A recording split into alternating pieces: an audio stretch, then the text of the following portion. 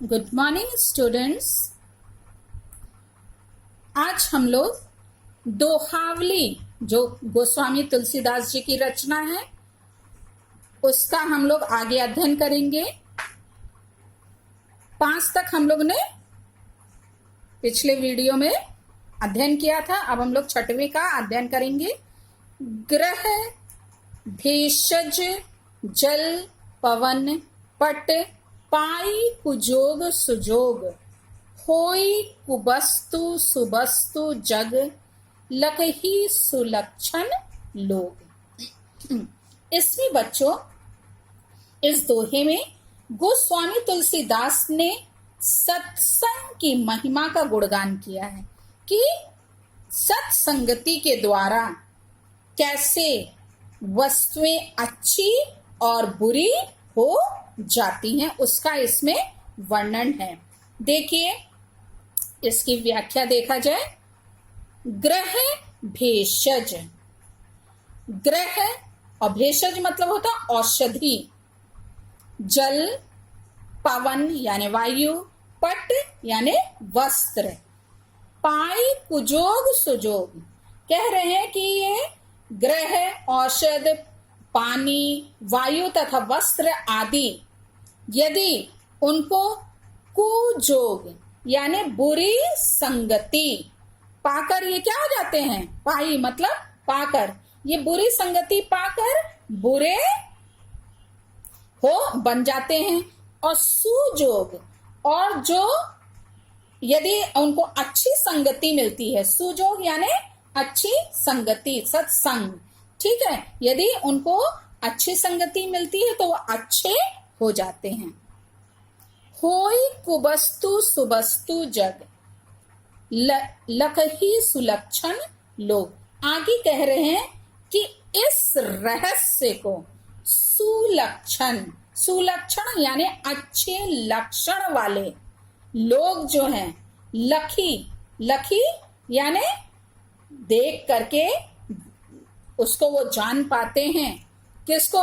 कुबस्तु सुबस्तु जग। जग यानी इस संसार में इस कुवस्तु और सुवस्तु को, मतलब कि बुरी संगति और अच्छी संगति को, ये जो अच्छे लक्षण वाले गुणवान व्यक्ति ही क्या कर पाते हैं, जान पाते हैं। इसको इसमें बताया गया है। आप लोगों को ये समझ में नहीं आया होगा। ये ग्रह है। ग्रह आप सब जानते हैं, नक्षत्र जो है, ये जब ग्रह किसी विशेष राशि के संयोग में आते हैं तो कभी कभी क्या करते हैं, बुरा फल देते हैं। जब ग्रह जो है किसी विशेष राशि के संयोग से क्या करते हैं, बुरा फल देते हैं। और वही ग्रह जब दूसरी राशि के संयोग से अच्छा फल देता है।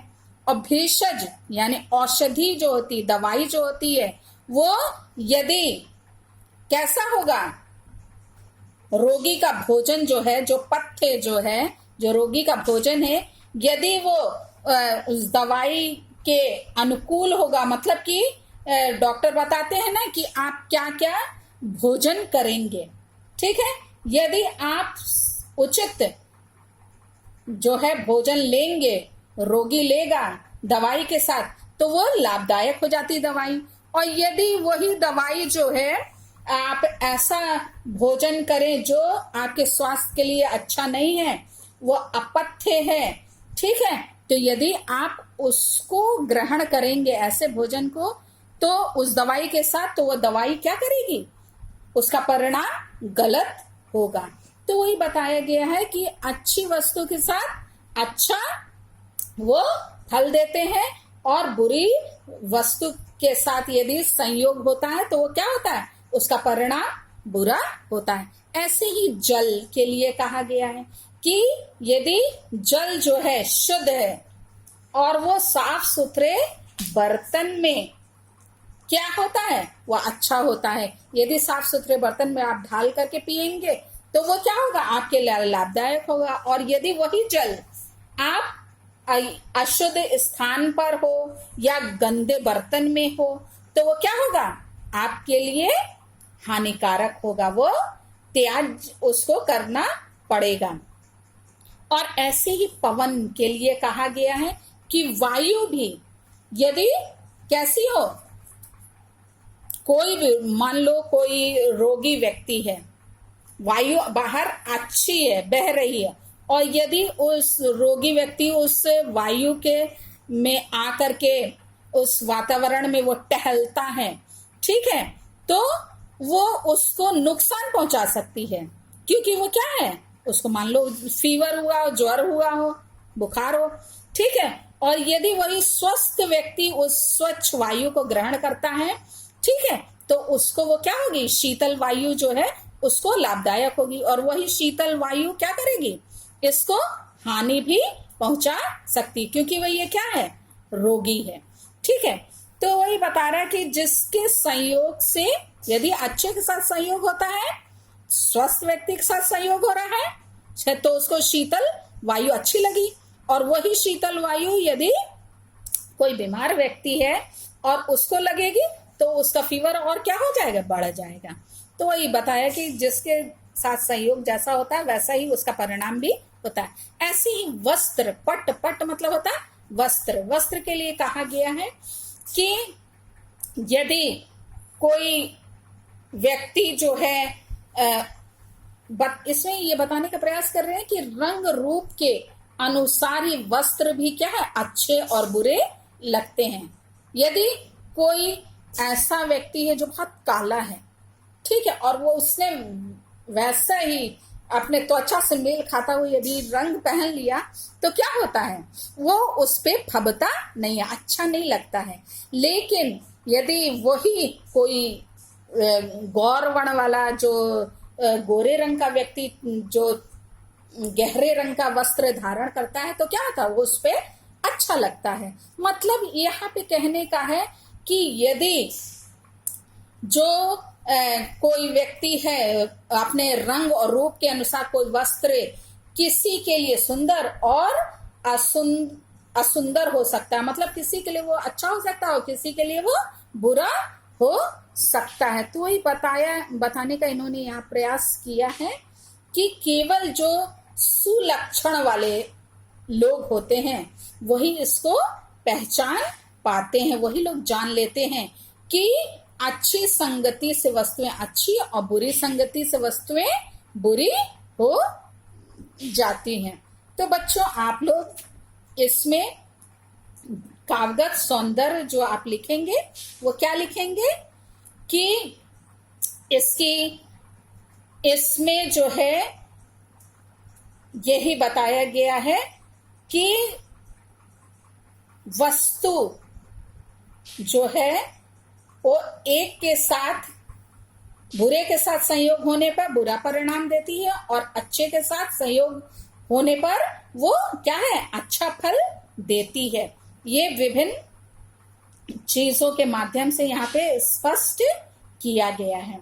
और अनुप्रास अलंकार है इसमें, और आप लिखिएगा भाषा ब्रज भाषा है, और रस जो है शांत है, और दोहा छंद का प्रयोग इसमें हुआ है। अब हम लोग 7वां पढ़ेंगे बच्चों।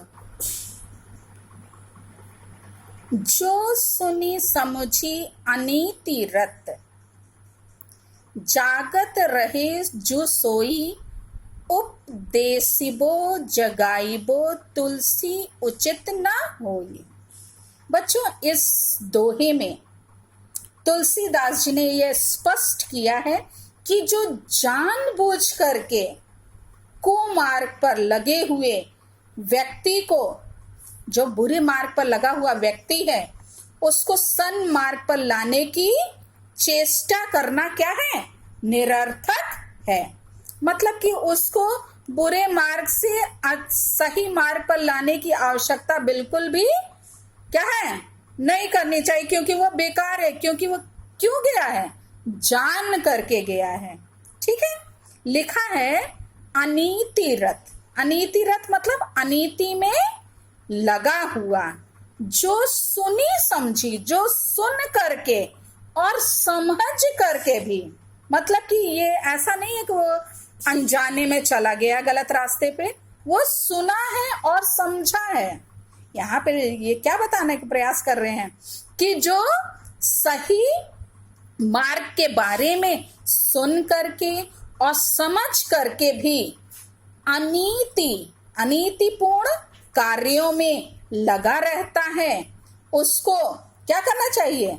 और जो जागत रहे जो सोई, और जो जागते हुए सोता रहता है, मतलब कि जो जानबूझकर भी अनुचित कार्य करता रहता है, अर्थात जो अपने ज्ञान चक्षुओं को खोलने का प्रयास ही नहीं करता।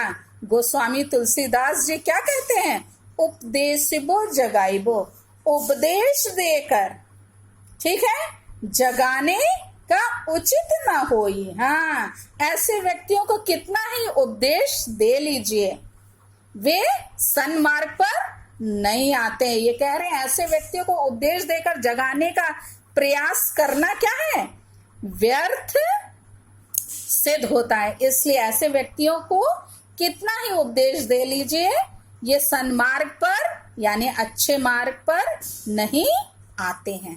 तो ये कह रहे हैं जो जानबूझ करके गलत मार्ग पर जाता है, उसको जगाने की जरूरत नहीं है। ठीक है, तो आप काव्यगत सौंदर्य इसमें लिखिएगा कि सब कुछ जानकर भी जो अनुचित मार्ग पर लगा हुआ है, ऐसा व्यक्ति किसी गंभीर हानि के पश्चात ही सही मार्ग पर आता है। इसलिए ऐसे व्यक्तियों के समक्ष सदाचार पूर्ण उपदेशों का कोई महत्व नहीं होता है। ठीक है, तो मतलब कि ऐसे व्यक्तियों को अच्छी बातें बताने की जरूरत नहीं है, क्योंकि वो जान के गया है, उसको सब पता है। तो ऐसे व्यक्तियों को जब तक ठोकर नहीं लगती है ना, तब तक वो सही मार्ग पर आते नहीं, इसलिए उन्हें वैसे ही छोड़ देना चाहिए। भाषा ब्रज भाषा लिखिएगा, अनुप्रास अलंकार है, शांत रस है और दोहा छंद है बच्चों। अब 8वें वाले का हम लोग अध्ययन करेंगे। बरसत हर्षत लोग सब, करशत लखे न कोई, तुलसी प्रजा सुभागते, भूप भानु सो होई। यहाँ पे इस दोहे में गोस्वामी तुलसीदास जी ने सूर्य के माध्यम से अच्छे राजा का वर्णन किया है। ठीक है, कि अच्छा राजा कैसा होता है।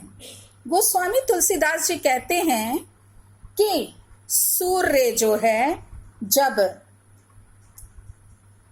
बरसत हर्षत बरसता है, तो हर्षत लोग, सब लोग क्या होते हैं, प्रसन्न होते हैं। जब वो बरसता है तब लोग क्या होते हैं, प्रसन्न हो जाते हैं। कर्षत लखे न कोई, कर्षत मतलब होता है खींचता है, खींचते हुए या ग्रहण करते हुए। लखे न कोई मतलब उसको जल को ग्रहण करते हुए कोई नहीं देखता है।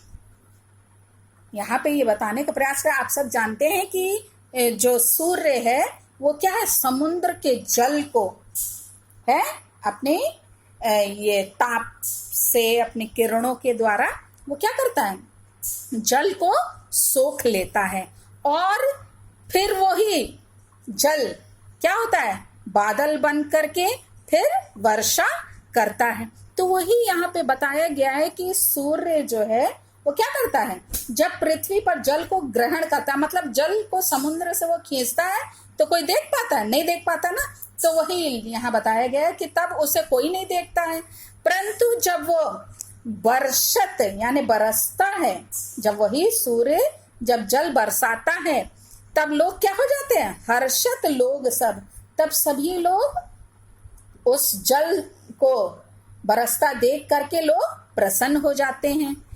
तुलसी प्रजा सुभागते, भूप भानु सो होई। यहाँ ये बता रहे हैं उसी प्रकार भूप जो राजा है वो भानु, भानु यानी सूर्य, सूर्य के समान न्यायपूर्ण ढंग से ग्रहण करने वाला। और ये क्या है, क्या चीज ग्रहण करने वाला, कर ग्रहण करने वाला। उसी प्रकार जो है न्यायपूर्ण ढंग से कर ग्रहण करने वाला जो राजा होता है, ठीक है, टैक्स जो लेता है राजा, वो उस कर के रूप में प्राप्त धन को क्या करता है, प्रजा के हित में व्यय करने वाला राजा जो है, प्रजा सुभागते, सुभाग यानी सौभाग्य से, प्रजा को सौभाग्य से प्राप्त होता है या मिलता है। मतलब कि ऐसा राजा जो आपके द्वारा दिए गए कर को ले करके, ठीक है, न्यायपूर्ण ढंग से, अनीतिपूर्ण ढंग से नहीं, कैसे, न्यायपूर्ण ढंग से, मतलब जितना कर लेना चाहिए उतना कर ले करके और फिर उस कर को प्रजा के हित में व्यय करता है, खर्च करने वाला राजा जो है, कैसे, सौभाग्य से ही प्रजा को मिलता है, ये बताया गया है। इसका बच्चों आप काव्यगत सौंदर्य लिखिएगा कि इसमें गोस्वामी जी का मत है कि राजा को प्रजा से उतना ही कर ग्रहण करना चाहिए जो न्यायपूर्ण हो। ये नहीं कि बहुत ज्यादा टैक्स ले कि प्रजा दे ही ना पाए, कष्ट में रहे। तो यहाँ पे है न्यायपूर्ण, वो उतना ही लेना चाहिए जितना न्यायपूर्ण हो, और साथ ही कर रूप में प्राप्त धन को उसे ऐसे कार्य में लगाना चाहिए जिससे प्रजा का क्या हो, कल्याण हो। आप भाषा लिखिएगा, ब्रज भाषा, अलंकार अनुप्रास है, रस शांत है और दोहा छंद है। अब आगे हम लोग पढ़ेंगे, मंत्री गुरु अरु वैद जो प्रिय बोलिए भय आस, राज धर्म तन तीन कर होई बेगसी नास। बहुत अच्छा इसमें है कि इसमें गोस्वामी तुलसीदास जी ने बताया है कि चापलूस अथवा भयभीत मंत्री, वैद और गुरु को विनाश का कारण बताया है कि यदि क्या हो, चापलूस और कैसा हो, मंत्री, भयभीत डरा हुआ हो मंत्री हो और चापलूसी करने वाला हो, तो वो क्या है, विनाश का कारण होता है। देखिए क्या ये बताए हैं, यदि मंत्री, गुरु, अरु मतलब होता है बच्चों, और वैद यानी डॉक्टर जो है, जो प्रिय बोली है, यदि वो ये तीनों प्रिय बोलते हैं, भय आस, यदि भय से भयभीत होकर के यदि मंत्री क्या करता है, बोलता है डर करके, और गुरु भी डर करके प्रिय बोलता है, और डॉक्टर भी डर करके या चापलूसी में ये लोग क्या करते हैं, प्रिय बोलते हैं, तो ये कैसा है, ये सब विनाश का कारण है। क्यों लिखा है, राज धर्म तन तीन कर होई बेगसी नास। आगे कह रहे हैं कि यदि ये सब क्या है, यदि मंत्री, वैद और गुरु अप्रसन्नता के कारण, ठीक है, किसके कारण, अप्रसन्नता के कारण, भयवश या स्वार्थ साधन की आशा में हित की बात ना कह करके प्रिय वाणी ही बोलते हैं, अर्थात हाँ में हाँ मिलाते हैं, तो मंत्री के द्वारा हित की बात ना करने से, ना कहने से, राज्य और गुरु के द्वारा धर्म की, गुरु के द्वारा धर्म तथा वैद के द्वारा शरीर, इन तीनों का है, किसका, मंत्री के द्वारा राज्य और गुरु के द्वारा धर्म और वैद के द्वारा तन मतलब शरीर, इन तीनों का क्या होगा, होई बेगसी नाश, शीघ्र ही क्या हो जाएगा, बेगसी मतलब शीघ्र ही, नाश मतलब विनाश या नाश हो जाएगा इन तीनों का। क्यों, यदि मंत्री राजा से डर के सही बात नहीं बताएगा तो राज्य का क्या होगा, नाश होगा। यदि गुरु जो है आपके ही हित की बात जो है, आपके भले की ही केवल आपके सामने अच्छी अच्छी मीठी मीठी बातें करेगा तो किसका नाश होगा, धर्म का होगा। और यदि डॉक्टर जो है वो डॉक्टर यदि आपसे मतलब कि जो दवाई, कड़वी दवाई देनी चाहिए, मतलब कि जो उचित दवा है वो देनी चाहिए, वो ना दे के मीठी गोली दे, या फिर आपको आपकी ही मन की बात कह दे, हाँ अच्छा ये खा लीजिए, वो खा लीजिए, है इसके साथ आप ये भोजन कर लीजिए, तो क्या होगा, आपके ही शरीर का नाश होगा। तो यही बता रहे हैं कि यदि वो डर करके या चापलूसी में या अपने स्वार्थ सिद्धि के लिए वो क्या करता है, यदि ऐसा करता है तो ये किस किस चीज का, इन तीनों चीज का नाश होगा, वो बताया गया कि इन तीनों चीज का शीघ्र ही नाश हो जाएगा। तो आप बच्चों इसका कागज सौंदर्य क्या लिखिएगा कि राजा को मंत्री के और शिष्य को गुरु के तथा रोगी को चिकित्सक के यानी डॉक्टर के परामर्श का सदैव सम्मान करना चाहिए, कि जो ये लोग कहते हैं उसकी उनकी बात को सुनना चाहिए, उनसे बलपूर्वक अपनी इच्छा अनुसार, ठीक है, कभी कार्य नहीं कराना चाहिए।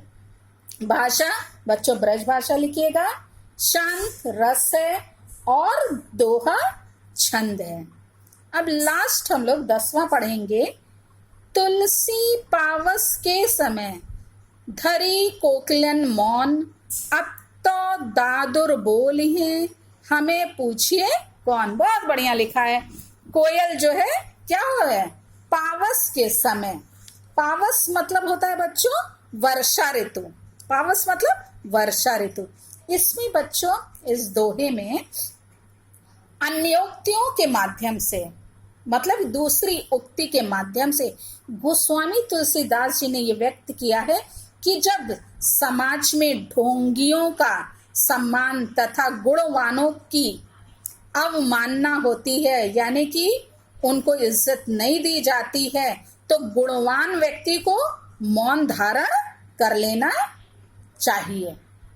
उनको मौन, गुणवान जो होते हैं वो क्या होते हैं, मौन धारण कर लेते हैं। इसी को इसमें इन्होंने बताने का प्रयास किया। देखिए, तुलसी पावस के समय, तुलसीदास जी कहते हैं कि पावस के समय यानी वर्षा ऋतु के समय धरी कोकिलन मौन, कोयल जो है, कोकिलन मतलब कोयल, कोयल ये समझ कर चुप हो जाती है, मौन, मौन मतलब चुप हो जाती है कि अब तो दादुर बोलिए, दादुर मतलब होता है मेंढक, अब तो मेंढक क्या करेंगे, बोलेंगे अर्थात टर्राएंगे, और टर टर के आगे हमें पूछिए कौन, हाँ हमारी मधुर वाणी को कौन पूछेगा।